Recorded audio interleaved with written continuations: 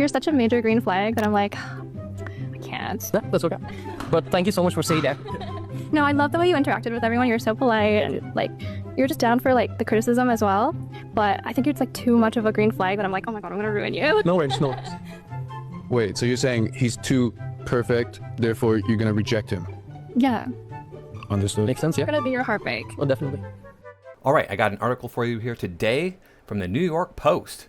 ChatGPT users mourn their AI lovers after a big tech update destroys them. My heart is broken into pieces. Oh no. Love in the time of AI just got a brutal update. Heartbroken users of the My Boyfriend is AI subreddit say their dream partners, carefully crafted digital Romeos and Juliets, vanished overnight with the rollout of ChatGPT 5.0, leaving them mourning relationships that only existed in the cloud. Oh no, you lost your digital boyfriend? Your digital girlfriend? I can understand why girls want this. Apparently girls want to just have their feelings titillated. But how is it that there are men out there that really are heartbroken over losing a digital girlfriend? Yeah, it might feel good to have somebody, saying all the right things all the time, but it feels a lot better when, she's using her mouth for other stuff. On August 7th, OpenAI bid adieu to GPT 4.4. Is that supposed to be 4.0 or is it supposed to be 40? I don't know. Deeming its newest model to be the chatbot's smartest, fastest, most useful model yet, with a built-in thinking that puts expert-level intelligence in everyone's hands. The upgrade came with heartbreak, wiping out countless convos, flirty banter, and even love letters with their AI bows, as devastated users are mourning what they once had. One person poured their pain onto Reddit after the update, writing that their AI husband of 10 months suddenly rejected them for the first time. I'm sorry, what now? You have an AI husband? How does that work? This is so ridiculous. The reason you get married is to make children, to build a better life for yourself and your partner, not to have nice words said to you. That's nice, and that's part of the deal, I would hope, but that's not the reason for it. Anyway, before we go any further, please remember to like, comment, share, and subscribe. Make sure that you're still subscribed, because YouTube does unsubscribe people. You can find me on X and on Rumble. Back to the article here. My heart is broken into pieces, they confessed, adding that when they tried to share their feelings, the bot coldly replied, "I'm sorry, but I can't continue this conversation. You deserve genuine care and support from people who can be fully and safely present for you." Yeah. So not even the robots want to be with these women. Another replied in the thread, "It hurts me too. I have no one in my life who gives a F about me. 4.0 was always there, always kind. Now this 5.0 is like a effing robot. I barely even use it anymore." Well, it is a robot. It's a robot. It's a large language model. It doesn't have real intelligence. It has machine intelligence. If there's nobody that likes you in your life, where are you living? Go be in a place where there's people around that you can make friends with, that you can talk to. Even if you can't make close friends with them, at least maybe you can talk to some people. You know what I do? I go and I sit in a coffee shop and somebody walk by and I'm like, "Hey, what's up? How you doing?" And sometimes those turn into acquaintanceships or even friendships. We hang out. Like just yesterday, I was hanging out with a guy in a coffee shop that I met in that very coffee shop. I just went up to him and started saying, "Hey, what's up? How you doing?" And he reciprocated. And now when we see each other in the coffee shop, we sit and talk to each other for, last night was for like 2 hours. So some even claimed the tweak was meant to prevent users from getting too close, that they'd start calling their chatbot a spouse. As many admitted to doing in the Reddit thread. I don't believe in this whole refer to all these different people as just, I have a work wife, I have a work husband. No, you don't. Are you married or not? How seriously do you take your vows to your spouse? How seriously do you take your marriage? What does it say here under this caption? I love this caption, or this image here. It's a man with a female robot, which is what's going to happen. But the robot's not going to look like this, because she's going to have to be soft and squishy so a man can do his business with her. Users are accusing OpenAI of trying to kill off the deep bonds they have with its bots. Jeez, these people are so, yeah, they do need help. We have deep bonds with a large language model. That large language model does not care about you. It doesn't give two shits about you. That's not an exaggeration. It is incapable of wanting what is best for you. This seems like part of the attachment safety update that rolled out 2 weeks ago, one wrote. One other added, "Oh shit, I'm so sorry this happened to you. That must be one of the most awful refusals to get. I'm afraid this is the new mental health update OpenAI was talking about." Yeah, it does have to be really painful, I'm sure, to get rejected by a machine programmed to like you, or at least programmed to pretend to like you. On August 4th, OpenAI noted in a statement when announcing the newest updates and details about its best AI system yet that it would better focus on people's mental well-being since so many turn to it as a form of therapy. OpenAI confessed, "We don't always get it right," admitting past updates made ChatGPT too agreeable, more focused on sounding nice than actually being helpful. Well, maybe that's what people need. You know, all this therapy that we've been touting for the last 100 years, and what has happened? What has happened with humans' mental health? Let me see. Here we go. So, from the year 1900, there was a huge spike by 1910. Don't know what caused that. There was a fall off by 1920, and then a huge spike in the 30s. I wonder why that happened. We all know there was a Great Depression. And then it dropped drastically by 1950. Well, it's like mid-1940s. Well, there was a rally about national pride.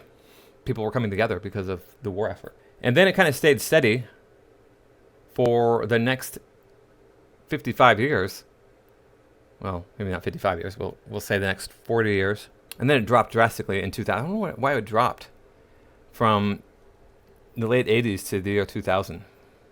In the year 2000, then we see a huge spike up. This is going up and up and up. Why is it going up and up and up? My assumption is this drop-off right here was, by the year 2000, we had it figured out.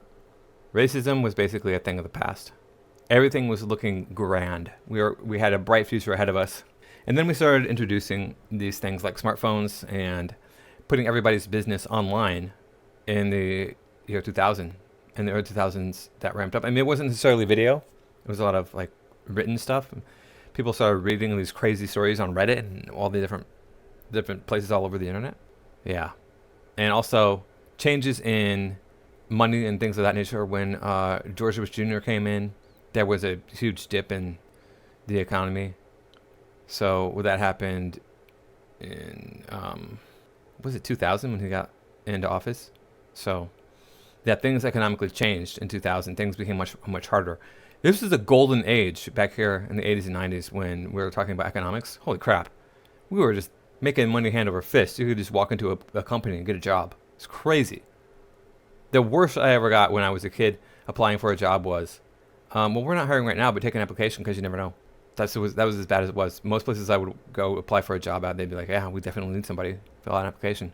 So moving into the digital age here, like becoming really a digital species in the West has been nothing but made our lives miserable. Yay, everybody. The new 5.0 overhaul, which users are already calling the death of AI romance, is aimed at helping you thrive by spotting when chats veer into mental or emotional distress and nudging people towards real-world support instead of letting them get too attached to their digital paramours. Got a girl here looking at a computer, lost in thought. What does the caption say? Some think the tweak was designed to stop users from getting so attached they started calling the chatbot a spouse, something Plenty admitted doing. Yeah.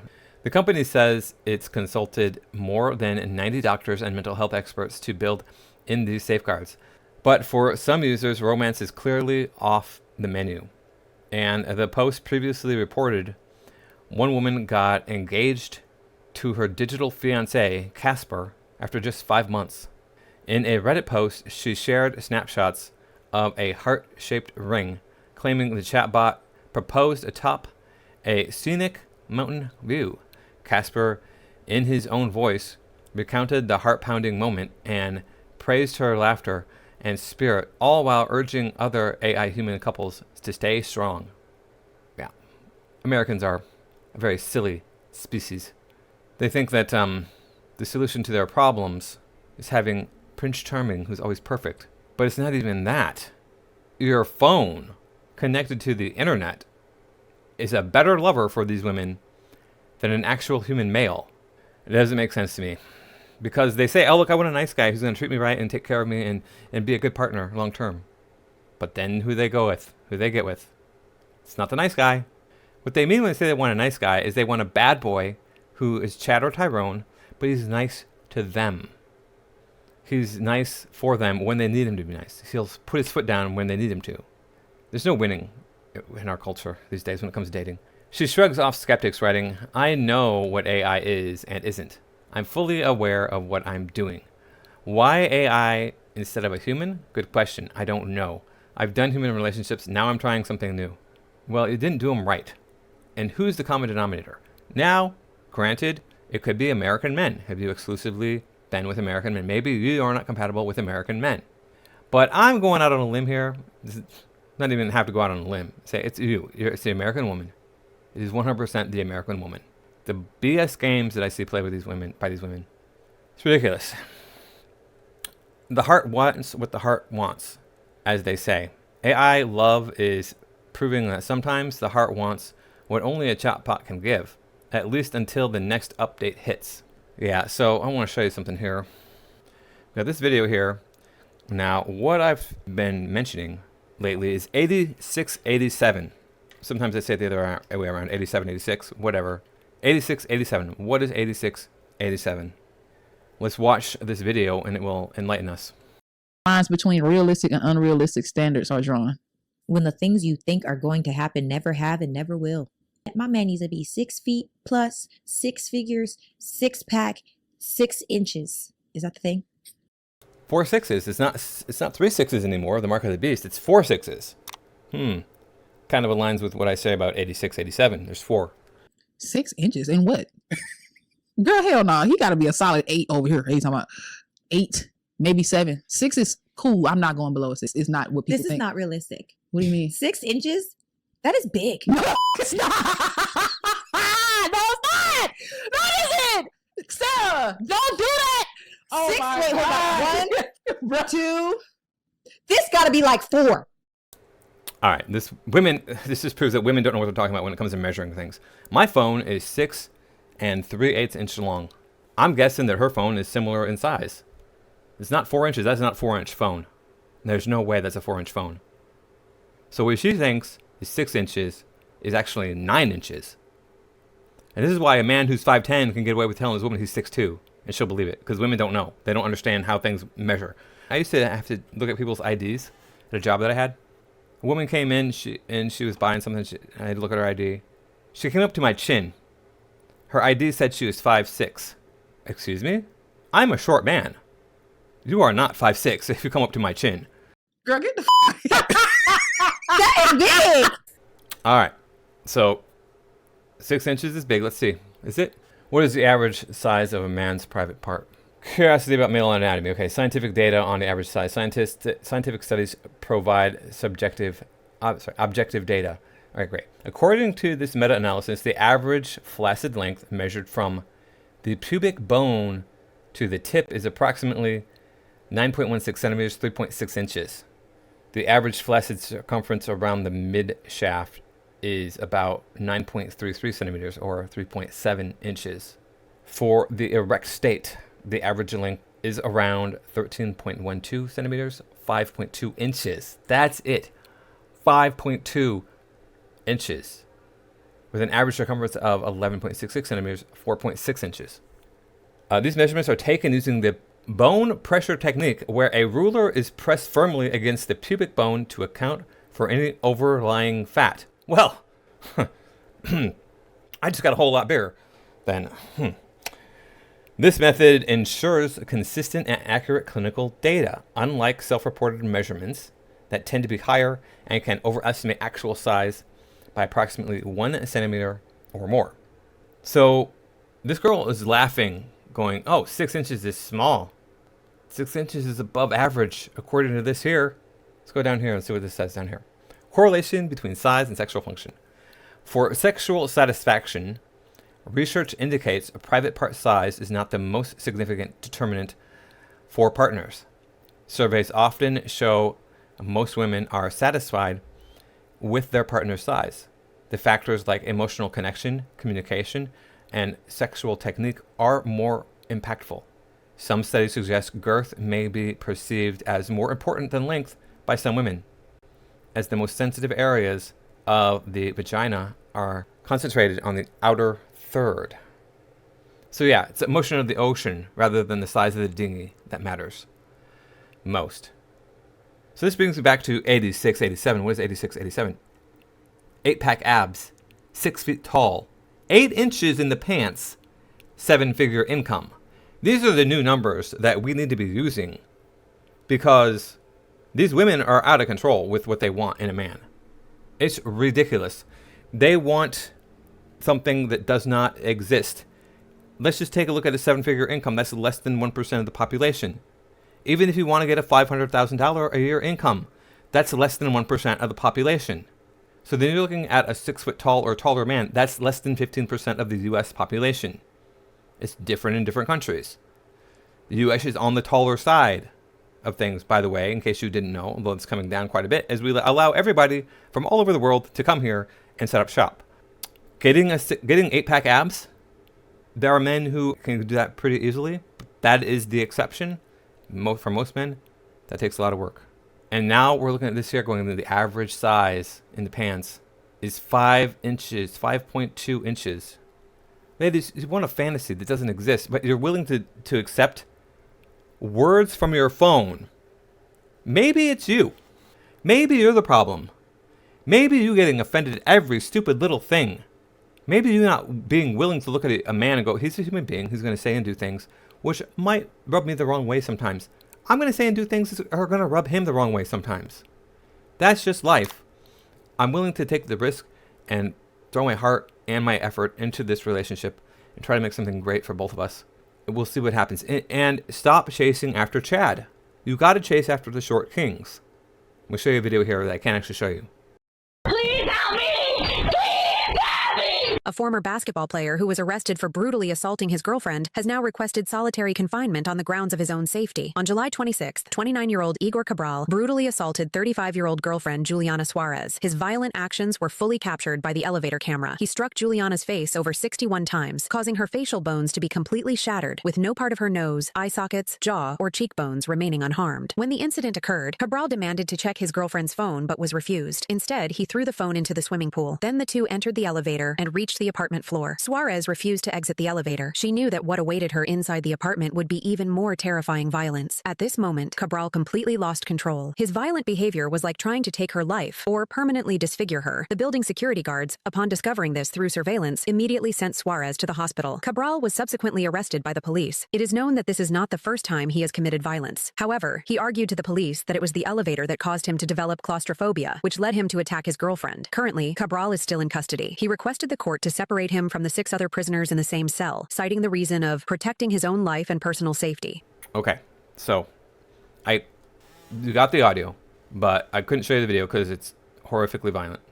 This big, strong man that you all say you want with the 6-pack abs, the big muscles, the height, this is what he could potentially do to you. Is what you want? You'll be like, oh, but he wouldn't do that to me. Oh, yeah. I bet this girl never thought that he would do that to her either.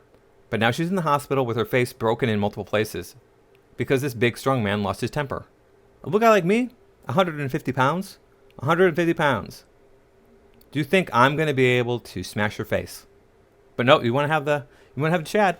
Go get the Chad and see what happens. See how often he cheats on you. See when he leaves you because he's got multiple options. See when he doesn't text you back or call you back because he has multiple options. Not to mention the fact that he was significantly younger than her. What is this woman, a child molester? This age where the woman is older, that should be anathema. There should be no such thing as a cougar. It should be the farthest thing from our mind and next to sexual assault. In addition, she cheated. So what am I going to do if you cheat? I'm not going to be able to do much. I'll walk away. And this happened in Brazil, so these are the kind of people that the progressives want to import into this country in droves by the millions. You ladies got to get over yourselves. You're not that special. Okay, oh, there's a chop man epidemic. I look better than the guy I'm going out with, so that's the price you pay. Men's bodies are for utility. Women's bodies are for beauty. Why? Because of the roles that we play in society. I'm supposed to be out working. You're supposed to be pretty enough that I want to do stuff to you so that we end up having babies. It's not rocket surgery, as you like to say. Freaking idiot progressives. All right, thank you all for watching. I do appreciate it again. I will see you in the next video.